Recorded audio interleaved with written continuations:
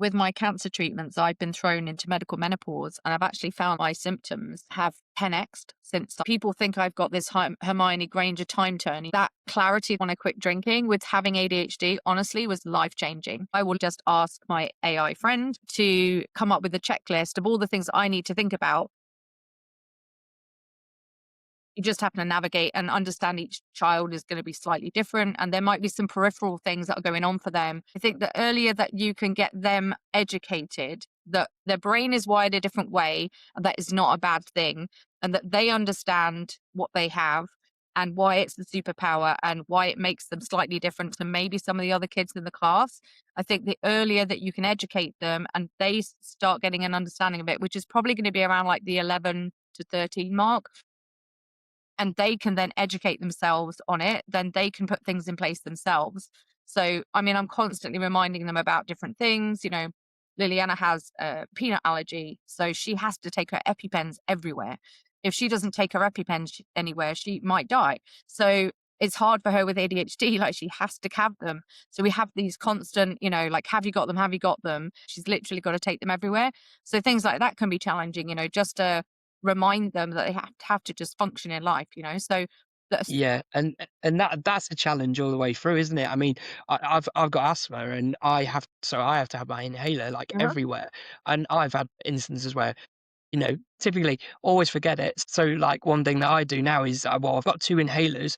One stays in the car for when we go out, and then one's in the house. With it, wherever I am, you've there's got one it. there, and yeah, it's something that like even though you put those things in, it's still like a constant reminder. Like, usually we absorb a lot of what we need to do from childhood, but with conditions like ADHD, you have to remind yourself constantly through I know life, don't you? it is a nightmare. I mean, I'm just as bad. So it's like, and my environment is not the tidiest in the world. So I find it hard. I can't just go in the kids' rooms and go, "I'll tidy your room up like it's a mess," because they go, well, "Look at your room, mum. Yours is a mess." Because it is like I work a lot, and I don't have a big inclination to be doing chores all the time. And you know what? I have ADHD as well, and it's a mess, and it's disorganized, and it's fine. You know what? That having come through breast cancer, like there's worse things I could be worrying about than a few clothes here and there. So I'm like, do you know what? It doesn't even matter. Like they know where everything is. They do tidy up when I ask them to, but it's okay. Like I mean, you literally cannot see the floor in my daughter's bedroom. You walk in and literally you cannot see the floor for clothes. And this, I could have a meltdown over it. I could just be like, you know what? It's just going to be the way it is. And I'm sure when she's got a friend coming over, she'll tidy it up and that's okay. But it is just that whole not getting too stressed about it because it's just the way that we are and it's fine. And just putting things in place as much as possible to help everyone cope with it. Because I think if you are a parent and you are neurotypical, it can be very difficult to understand what it's like to be in the head of someone with ADHD. So I did love those documentaries that BBC Two did. I don't know if you saw them. It's called Inside Our ADHD Brain or Inside Our ADHD Mind. And they took three different people. One was a young lad who was in his early 20s who got diagnosed quite late, but he hadn't fully explained to his parents what it was really like to be inside his head. And they put together creatively um, a video that then the family can watch that really explains. When I saw that, I was like, I'm going to send this to everyone that knows us so that they can have some kind of a concept what it's like to live in a brain or have a brain that is neurodivergent. So if you've never watched it or listeners have not watched it, that's a really, really amazing series on BBC Two. Yeah, sounds fascinating, and I've wrote. I'm going to check it out myself Yeah, it's actually, really because, like you say, for anyone that's neurotypical, it's really can be really hard to like understand exactly what's going on, and when kids or even adults, don't focus on something, like if you get distracted during a conversation, it can appear to a neurotypical person that either you find them boring or yeah, like you're ignorant, yeah, but when in actual fact, like you've heard something from another conversation nearby, and in your mind, it's like it might be like the tiniest noise, but it's like the same volume in our heads, and it's so you can't differentiate, and it's like an automatic switch.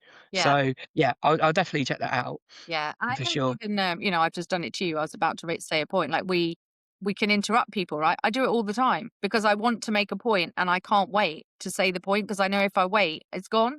So I've just done it to you literally. I've interrupted you, but it can come across as a bit rude sometimes, I think. And I have to explain to people, like, I'm really sorry, like, I've got ADHD, so I might butt in on something, or I might, I might stop you in your tracks, or I might talk over you because it comes into my head and I have to say it. And I just can't, can't wait to say it. So I do that a lot. It must be hard interviewing ADHD people on a podcast. You know what? It's funny that you say that because I met for a coffee with a friend and someone I used to work with, and she used to work in HR, and she just got her diagnosis a few weeks ago around the same time I did, and she literally said the same thing because she's always, like struggles with that as well, like interrupting people. Again, not doing it deliberately, but it is literally as you say, like, and the best way that I describe it to people is like, if you have a thought or like you have something you want to say or a question, it's almost like waiting for your luggage to come round when you get off the plane. Like, if you don't get it then and there, it'll come back round, but it'll probably come back round, like, could come back round in 2 minutes, 2 hours, 2 weeks. You never, and then you're like, "Oh, damn it, I forgot about that," if you don't get it Oh, out. no, So it's yeah. very, yeah. So interviewing fellow ADHDers, ADHD just interrupt all the time, and then you're probably wanting to jump in with a question yeah. because it's coming to your head, and you're like, you have to let them talk. So that's kind of funny. I was wondering how you deal with that on this show. Funny.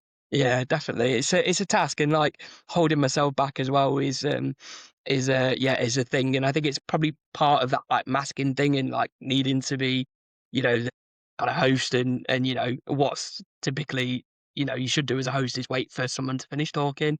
So yeah, but I'm just going to take a short drinks break if that's okay, just because. So I've just started on my medication and I get really dehydrated on them. I found, and it's a nightmare. That's all right. I haven't medicated yet, but we can talk next about. So, with my cancer treatments, I've been thrown into medical menopause, and I've actually found that my symptoms have like 10x'd since I got thrown into medical menopause. For me, I got car crashed into menopause because of my cancer journey. My cancer was estrogen receptor positive, which means my cancer was responsive to me having estrogen. So I've had to have all the estrogen in my body removed, and it's still removed at this point.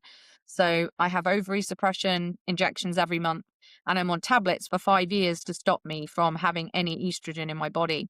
And that what I found is that that has massively like imbalanced me hormonally, and it's actually made my ADHD stuff a lot worse. So I'm at the point now where I'm kind of considering, like, do I medicate? Because I'm noticing that it's getting progressively worse and worse for me to manage everything. So, but at the same time, I also know it's my superpower. So I don't want to diminish that superpower because right now it's making me hyper productive, hyper creative. And I'm worried that if I go down the medication route, that it may You'll lose solve that like those things, but spark. I might lose that Yeah. thing that makes me me, and that makes me so, like, people think I've got this Hermione Granger time turner, in Harry Potter where she, like, turns back time, and she goes to all the classes, and she does it because she's got the time turner. So people think that I've got one of those because I'm so productive and I get so much done, but I'm worried that I might lose that if I do medicate. So I'd be interested to hear your views once you are, like, further down the line with your meds. But I am hearing from quite a lot of people that it's really helping them, but at the same time, I don't want to lose that edge that gives me that edge in business. So it's one of them kind of, I might try it for a bit and see how I get on. I don't know. Yeah, and it's such a valid point as well, and it's one thing that like I'd kind of considered, and I knew that I had ADHD. It was probably about 5, 6 years ago, and at that point in time, knowing was enough for me. I did the research because it started out as somebody that I was working with, my assistant manager at the time. She said, "You've got ADHD," and I went, because I didn't think. I think there's still that stigma, isn't there, about it being like that naughty boy at the time. I was like, "Well, I don't know what she sees." She knows me really well. We've worked together for years, like, we're good friends. There must be something that she's seen that, that it indicates that. Fast forward now when it's took me 3 years to get my diagnosis and titration and started on the medication yesterday, and it's always been in the back of my mind, like, because I really struggle, especially with working in an open office where sometimes there's a lot of noise, and with trying to focus, like, it can feel like hell some days trying to get anything done and be productive. But because of the environment, it makes it a challenge. So that was the reason why I chose medication. I wanted to see if it can help that and just help me focus. But yeah, there was always that worry of like, because I'm a really creative person, as we do, we pick hobbies up as well along the way that like learn new things and then drop them. And I was like, all that creative side of it, is that just going to go and am I going to be like a bit of a dull robot? And then is that going to leave me as like not me? Do you know what I mean? Not my authentic self. Yeah. And like you say, especially in business as well, obviously with you doing the social selling side, and people very much buy from people, and I was like, is that I'm working in sales as well, like I don't want to lose that, so it's going to be interesting to see how it Yeah. impacts from that point of view. And that's just reminded me, actually, I forgot to pick up my prescription yesterday, I have got and prescriptions I in need at to the pick chemist up. as well that I've forgotten to pick up for some stuff, and I'm like, "Oh god, I need to do that," and the amount of times I forget to go, you've reminded me now I need to go to the chemist as well. Yeah, that's good. Well, I'll put it in the calendar for both to go chemist after this. The other thing I use these things, they're little loop I don't know if you've come across The loops, loops, but they're yeah, really, I've really heard good. about those. So they're like noise cancelling. So if you're in a busy office, they don't get rid of all the noise, but they do like really help with focus as well. So they're not super expensive. They're little tiny things that just go in your ear that are super cute. But they do help with noise cancellation and focus. So I found that to be super helpful. I also find that when you are working, if you have headphones on, that if you go on YouTube, you can look up ADHD focus. Like there's frequencies of sound that you can listen to whilst you're working that also help with that. You might have covered that on other shows, but I do find that super helpful. And I actually am in a community for ADHD founders. And one of the things they do is they run a session called Eat That Frog. And you basically go in with all the other ADHDers for a couple of hours each day. And you say at the start of the session, like, what one thing are you going to get done that you've been putting off and procrastinating over? Because we all do it, right? We have a gazillion things to do and we get distracted and we don't do the thing we're supposed to do. So you go on there and you say, I'm going to get this done in the next 2 hours. And then everyone mutes their microphones, but we all stay on camera together. And it means that you are accountable to doing the work. So people can see if you're like on your phone or they can see if you're like doing something you're not supposed to be doing. And then halfway through, everyone comes on and says whether they're on track, off track, or kind of like halfway in between. And then at the end of the session, we all share like what we actually got done and did we do the thing that we said we were going to do. So I'm finding that a really helpful thing as well. So this whole concept of Eat That Frog, which is a Brian Tracy book, which is about doing the one thing that is the thing that's you kind of are putting off and procrastinating over. And it's like this frog in the corner that's croaking at you and you're thinking about it the whole time you haven't done it. But if you eat the frog, it kind of like clears the pathway for you doing everything else. So I love that session and it's really helping me. So I think if you can get into some kind of community for other people that have ADHD and put mechanisms in place to help you to cope with that, I find that particularly helpful for my day. And it's right after the school run. It's helps me get the things done that I didn't get done when the kids were at school. So yeah. Yeah. No, and that's a really powerful thing as well. Like, there was an episode with Tyler Mitchell that I did, and he spoke a lot about body doubling and ringing a colleague of his just to sit on and both do work. Like you say, that is that accountability piece. It's amazing how much you can achieve. No. Speaking of like communities and things, I've created a group, a WhatsApp group for all the guests of the show, and because we're all ADHDers, we know that sometimes you'll not see any messages in the chat for like a good week or month. And then suddenly you'll notice when people are back loaned in because you'll see like 10 notifications come through. There's people in there that I've spoke to and even back ideas off. Everything is going on up here at like 100 miles an hour, and trying to actually is really put that into something productive and, an actual plan, it can be really difficult. But as soon as I find that you're in those situations and working with people like that, just even verbalizing it helps. I find myself answering my own sort of questions and what I need to do a lot of the time just by having somebody to Yeah. just verbal vomit at. Yeah. The other tool I found, I mean, I'm always looking for ways to like organize my thoughts and organize everything. But the other thing that I'm finding really helpful right now is Notion. I've basically set up Notion to be my second brain so that it captures everything that I think about, all my to-do list, my life admin, my work stuff. Everything that's literally up here is now extracted and put into my second brain in Notion. And that now has AI agents built into it. So you can ask it questions and it can really help you to function. So if anyone listening is not using Notion right now, I would highly recommend looking into it. The minute that I like took everything that's in my brain, on my to-do list, on my many different pieces of paper around the place and just put it all into one place. I literally now have everything into one space that if I'm, let's say I'm on the school run and I think, oh yeah, I need to do that thing. It's one source now for everything.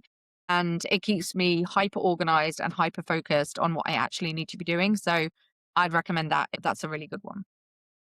What are the biggest ways and quickest wins do you think that people can use with AI to whether that's, help in their personal life or even in their career as well and work life? I mean, I use it a lot and I use many different tools. Notion is one, right? But I think that getting, for example, just basic stuff. So like I've got a party tonight for my best friend's my best friend's birthday. I haven't got anything organized yet because obviously I'm lastminute.com and they're all coming in like, I don't know, a few hours time. And I haven't gone yet. So I don't have the mental capacity right now with everything I've got to do to even think about what I even need to get done. I will literally just ask my AI friend to come up with a checklist of all the things I need to think about in order to get ready for tonight's party and give it some context around what I'm organizing. I don't have to think about a shopping list or think about the things that I need to have ready because it will just give me that list. I use Gamma for presentations and sales documentations after I've met with clients. So let's say you have a sales meeting with someone. I record using Fathom Note Taker. I tell it that it's a sales call, and then put the entire transcript and video of that meeting into Gamma, and Gamma comes up with a completely customized sales presentation for me in seconds, whereas that used to take me like an hour to like come up with the email, and I procrastinate on it because, oh, it's admin. Now I'm just like all the tasks that I don't like doing, such as sales admin, updating my CRM, like all the things that I just like always put it off. I know I've got to do it because it's obviously revenue, but it's the stuff that I just don't like doing. I'm always looking for ways for AI to help support me in doing that. So preparing for a meeting, if I've got a client meeting coming up, I just tell it to do loads of deep research for me and come back to me on, and then what questions that I need to ask. So it's taking that mental load away and letting AI support you as like your PA, essentially. I do have a PA as well. I do have an actual person that helps me with a lot of that stuff too. But I think with AI, it just has helped me become super, super productive. And my favorite tool right now is actually called Whisperflow. And it's a voice to text app. It's on my phone, it's on my computers. I could literally press my function button on my keyboard right now and I can start recording. I use it for all my commenting on LinkedIn. I use it for all my commenting on other platforms, direct messages, emails, etc. So if I'm driving, if I can get 4 times the comments done that I used to do when I was typing. So I love it for that because it's my voice. It's not AI doing the commenting, which I'm against. Anything at all that gets you more productive, more focused, more organized. For ADHDers, AI is amazing if you know how to prompt it correctly to help you. It can also be a rabbit hole and a big distraction, right? You have to be very wary of that. But if you can get super, super good at training it to know exactly how you operate and how you work and everything about you, then it does help you to be more organized. But those are just some examples of how I am more productive, more organized, and I have like automation going on a lot as well. I don't have to think, oh, I've got a sales meeting, it's in my calendar. Now I need to send it to my CRM. Now I've had the meeting, I need to put the notes in. Like that all happens because I've set myself up with all the tools to be able to do that. So, and that takes away a lot of the mental load of all the sales admin that we have to do because it's just all. Yeah, it's a nightmare, isn't it? Yeah, and it's something I'm finding myself, and obviously with the podcast now, and what I'm planning to do with it and things like that. Like because of having a 9 to 5, I can't action like if anybody follows pages or things like that. And I've recently been told, I think it's called like many chats Yeah, about where you can many like that's really interact. good. Yeah. So now it's opened up. I already used ChatGPT for a lot anyway, with like using the projects feature and like you say, training it and giving it the right input, and so you get the right stuff out of it. But now it's for me, it's like looking at that automation piece and how can I kind of link everything together. Yeah, so it's a whole like another level I of know it is. learning, isn't it? Also for like videos and podcasts, like Opus Clips is amazing. So that does snippets of your shows and you can put a long form, like we're on for an hour now, right? So you put the long form hour in and it comes up with like 30 of the most viral moments of a podcast and it does it in seconds with captions all ready to go on social. And it's like, wow, like that used to take podcasters and YouTubers like forever to edit and now it's like there's, there are some great ones as well for podcasters too. And it's like, wow, like this is amazing. I'm sure the platform you use does it as well, but it, it just takes such less time.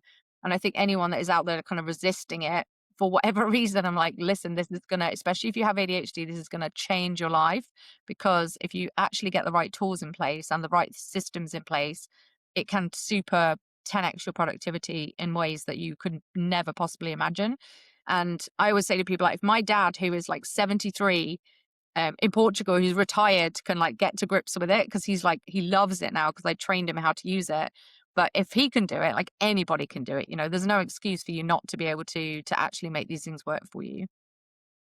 Yeah, absolutely. And like I say about this tool that I'm using, Riverside, not sponsored by anyway, unfortunately, not yet. But yeah, it literally does that. And when I first started the podcast, like I was doing it back in April, I was using Zoom to record it. I was then manually editing that podcast episode, which was it was It's a like lot you of say, it's fun. the admin part, and it's so like as an ADHDer, Yeah.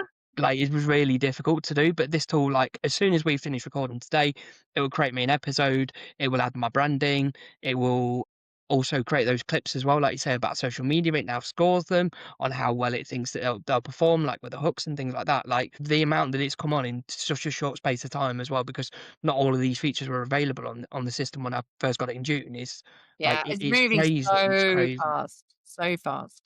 I was at an event with HubSpot the other day. I'm a brand partner with HubSpot, and they had a big event in London, which I went to, and I saw the kind of growth leader for Europe, for EMEA, speaking about the speed of adoption. And she was saying just in the last like 6 months, it's gone from like 200 million users to 800 million users. And they were saying by 2028 that AI search results will overtake Google search by 28%.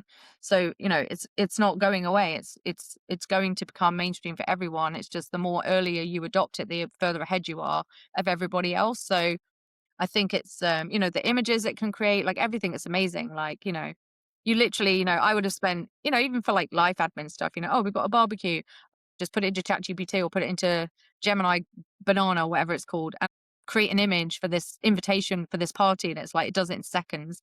So it's just, there's so many things that can just speed up. We already have busy lives, we already have busy brains. So anything that's going to help you to be more productive, be more focused, get more stuff done in the time that we have, and stop you procrastinating on the things you always put off, because they're the things that you just don't want to do and your brain doesn't compute with them. 100%, I'm with all of those things. So yeah, it's definitely worth looking into if you're not using them for sure. Yeah, definitely. And obviously, like being having ADHD, we're notorious with executive functioning, and when it comes to organising anything. So how does AI and like having a PA as well? How does that help you kind of manage your diaries and things like that? And like, what's the biggest benefits you get from that? Honestly, I just think it's just having somebody else to handle all the stuff that is, the way I describe it is, if you take everything on a to-do list and you were to categorize them, you have £10 tasks, £100 tasks, and £1,000 tasks, right? So £10 tasks are things that you should not be doing, right? They're things you should be outsourcing, whether it's the cleaning, the laundry, editing, whatever it is, bookkeeping, like all the jobs that like somebody else can just do. If you have the ability to like outsource that, automate it, or delegate it in some way, shape, or form. So that might be for me, I haven't booked my kids in for the dentist. Like you have to sit on blooming hold forever. Like that, my PA will do that for me. Like she'll do all the phone calls. I've got to ring the college or the school and ask for this, but you've got to stay on hold forever. I haven't got the time to sit there and do that. I need to get stuff done. That's a £10 task. So that for me is something that somebody else can be doing. £100 task is something that you could do and you're skilled enough to do it, but you could pay somebody else to do that for you. So, but if you do it, you're taking yourself away from the tasks you should be doing, which are the £1,000 tasks. So £1,000 task, and forget the monetary value, it's just to give you the difference between them all. But £1,000 task might be for me, if I'm spending time on things that are £1,000 tasks, it's the things only I can do. So it's only me that can deliver corporate training for Sales Navigator. I can't delegate that to someone else. And I get paid very well to do that. So that should be something I'm spending my time on. Me spending time on sales and business development to land those kind of projects is £1,000 task. Me doing social media content and video production and YouTube videos and, spending time in my community and things like that. That's something only I can do, but they are things that massively build the value of my business. So they're the things that we all, whether you're an employee or a business owner, should be spending time on. Everything else, you just need to take a long, hard look in the mirror and go, can AI do that for me? Can a PA do that for me? Can somebody else that does that as their specialization do it for me? I know that if I try and do an admin thing, it will take me forever, like way longer than someone that's like specialized in admin, because I will sit and procrastinate on it. I'll get distracted and it will take me 3 hours, but I can give it to my PA and she'll do it in 45 minutes and she'll do probably a much better job than me. So why would I waste those 3 hours on something that actually someone else can do for me? So that's kind of the way I look at it. It makes perfect sense, especially in a world that we live in now where, like you say, everyone's busy, everyone's got busy brains as well, especially being neurodiverse. So being able to, save time, I think that's the biggest thing, isn't it? The biggest win now that It is. businesses can make is saving time. Yeah, absolutely. It's the biggest resource that we have, right? And, having gone through my cancer journey, your health is everything. And if you are working stupid hours, you're more likely to get sick. You're more likely to suffer further down the line. And, the number one thing you have to protect is your health, because if you don't have that, you will get yourself into a situation where actually none of that other stuff really matters. And then you'll find yourself potentially in a situation where you have this big life changing thing that you've got to deal with and everything has to stop. So the more that you can put things in place to remove yourself from certain parts of the business, I was still able to go through chemo, have radiotherapy, have surgery, go through the hardest 2 years of my life, mentally and emotionally and physically, and still be able to function in business because I had those things in place. So I think it's just about, thinking about that. Like if you tomorrow got a diagnosis for something that meant that you could only work 20% of the capacity that you have right now, what would you change? And I'm not saying that's going to happen for everyone, but it is a good way to look at it because, you know, and also you're probably spending more hours than you need to away from your family and your loved ones because you are neurodiverse and because you are having those challenges around productivity and focus and, you're getting taken down rabbit holes you don't need to go down and things like that. So I think it's just catching yourself and trying to stop yourself from doing that and getting your time spent on the most important things and getting everything else in place to take those other things away from you. But you still have control over them. You're just not doing them. Yeah, yeah, and like you say, you never know when the unexpected thing might hit, and obviously, you had that diagnosis a few years ago now, and like, how did that impacted you? Yeah, obviously it was as a single mom, like the biggest thing when you face your own mortality, because when you get the diagnosis, you don't know. Like, have you got months? Have you got weeks? Like, how much does it spread?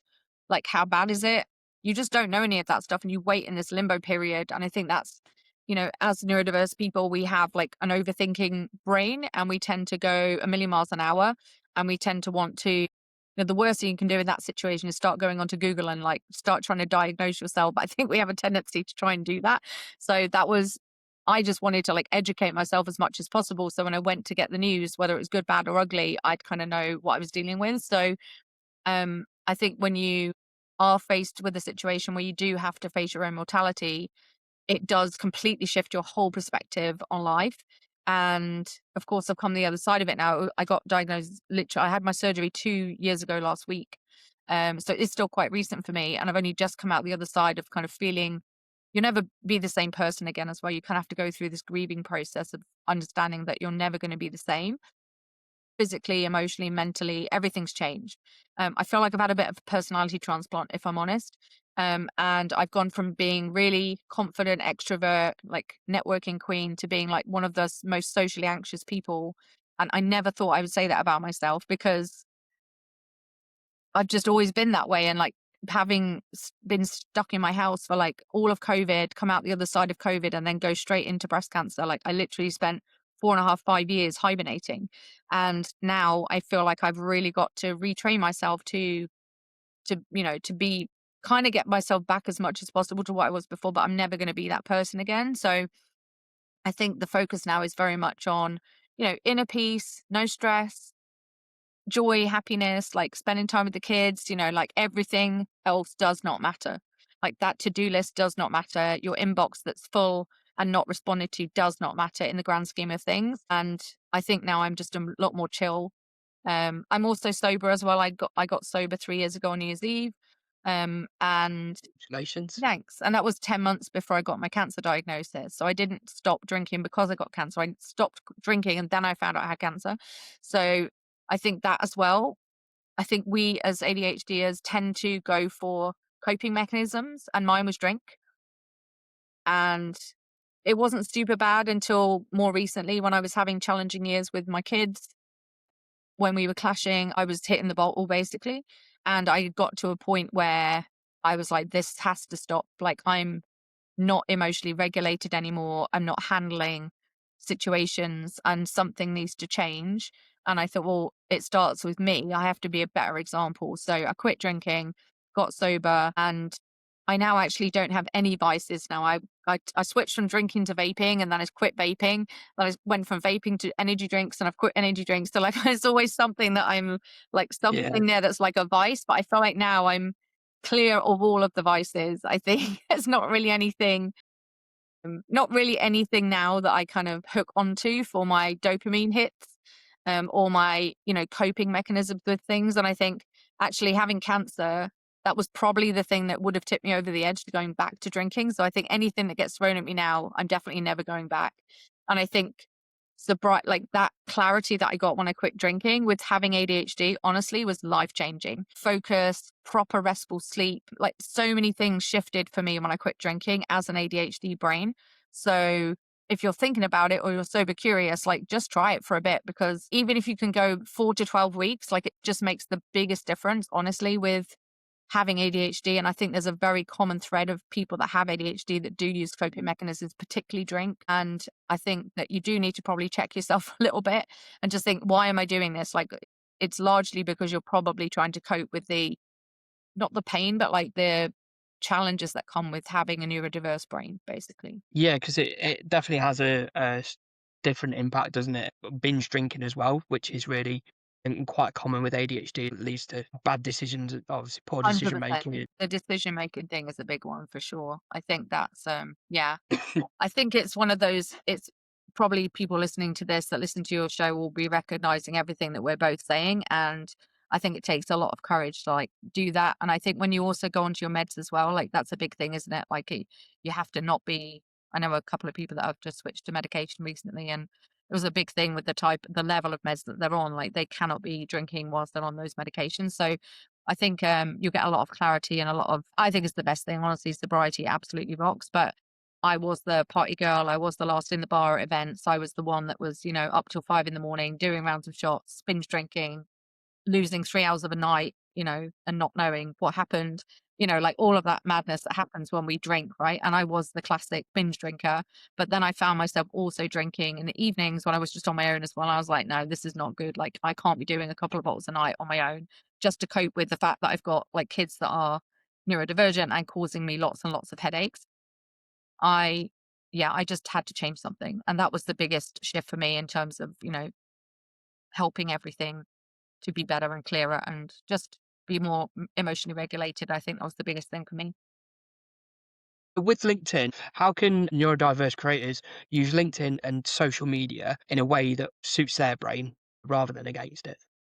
Everyone's different, right? So I find I'm quite spontaneous when it comes to content creation. I'm not a planner. I'm not really someone that goes, oh, I'm going to do my content for the next 90 days. Like, I'm just not that sort of person. I don't get how people can do that. So I think first thing I'll say is talk about it. Like, make sure that your people are okay with you sharing that you have things going on, right? So don't hide the fact that you're neurodivergent. I have it on my LinkedIn profile. It's even in my professional headline that I have ADHD and I'm a mum to 3 neurodivergent teens, because people connect with that and it makes you human. So I think when it comes to social media and LinkedIn and content creation, I think you just have to find a method that works for you. For me, it's just about, I know how many times a week I need to post on various platforms, and I just build that into my week and to my day. But again, I will use tools to help me manage and organize myself when it comes to those things as well. So I think it's very hard to give a one sweeping statement. And I could talk about, that one question probably for the next 3 hours, but we don't have that time. But it's just, I think you've got to find what works for you and organize yourself in a way using some of the techniques we've given to actually just make sure that you're doing it in a way that matches your own version of neurodivergence. and that you are, yeah, you kind of have to make sure you're still organized with it, but in a way it's okay to, it's okay not to be, it's okay to show up not as neurotypical. Like, people respect you more if you talk about your challenges. In fact, if you do post about your neurodivergence, I guarantee you'll connect with people in ways that you haven't connected before, because behind every LinkedIn profile is a human being, and everyone knows somebody in their life, whether it be a family member or a friend, that is affected by neurodivergence, or they probably are neurodivergent in some way themselves and they'll resonate with it. So don't hide it. Just be authentic and real and talk about it, because the more we talk about it, the more awareness there is. Yeah, absolutely. Thanks a lot for that, Sam. I really appreciate your time. You're inspirational. The journey that you've been on is incredible. You know, seeing what you're doing every day is really inspiring. So thank you so much for sharing your story today, and being so open and honest. I'm sure there's so much that the listeners can take away from that. So thank you. Really appreciate it. Thanks, everyone.